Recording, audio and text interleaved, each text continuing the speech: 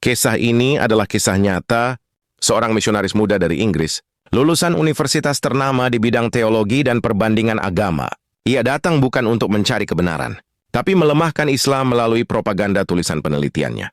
Namanya disembunyikan rapat oleh lembaga tempat ia bekerja, karena misi yang ia emban sangat rahasia. Sejak muda, ia terobsesi mematahkan ajaran Islam, yang baginya hanyalah agama padang pasir, agama yang keras dan penuh takhayul.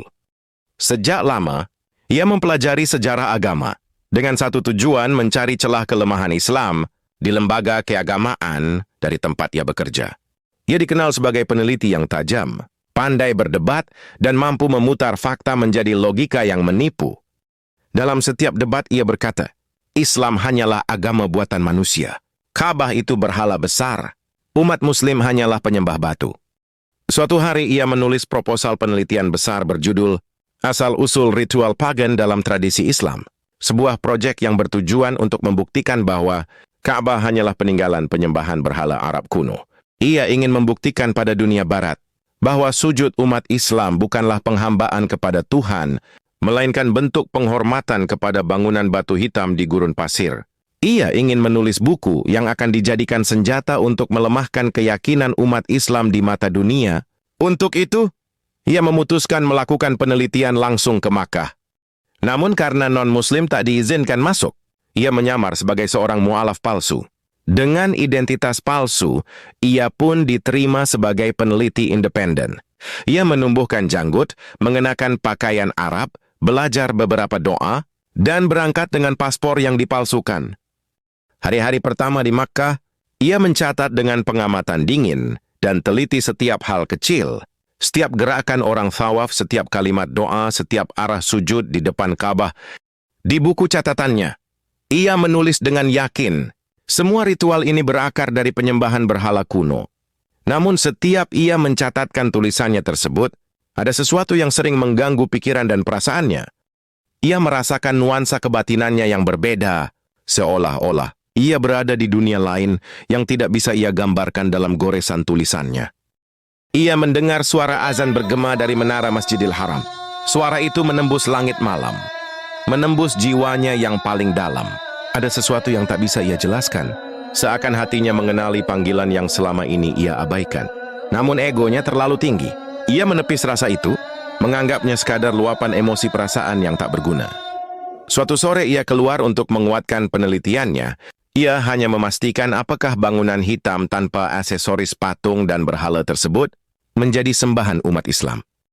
Namun di tengah lautan manusia yang berpakaian putih mengelilingi Ka'bah tersebut, ia merasakan getaran tangisan doa dan sujud mereka di depan Ka'bah. Semakin ia rasakan, datang mengetuk relung-relung jiwanya. Sebuah perasaan kedamaian yang menelan logikanya hidup-hidup. Tiba-tiba dari kejauhan, ia melihat seorang lelaki tua bersujud menangis terseduh di depan Ka'bah. Wajahnya penuh air mata. Ketika lelaki itu bangkit, ia menengadahkan tangan dan kemudian berbisik, "Ya Allah, Engkau Maha Pengasih. Sesungguhnya Engkau Maha Pengampun, Maha Penyayang." Dia pun bertanya keberadaan Allah.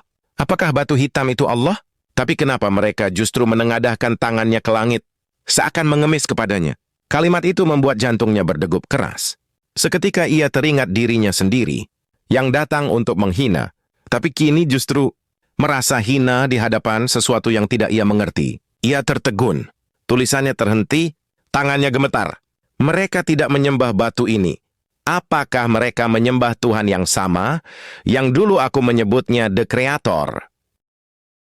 Air matanya mengalir. Untuk pertama kalinya, ia merasakan perasaan itu terhujam dalam sanubarinya. Ia merasa kecil dan hampa, bukan pada bangunan itu, tapi pada Tuhan yang tidak terlihat oleh mata.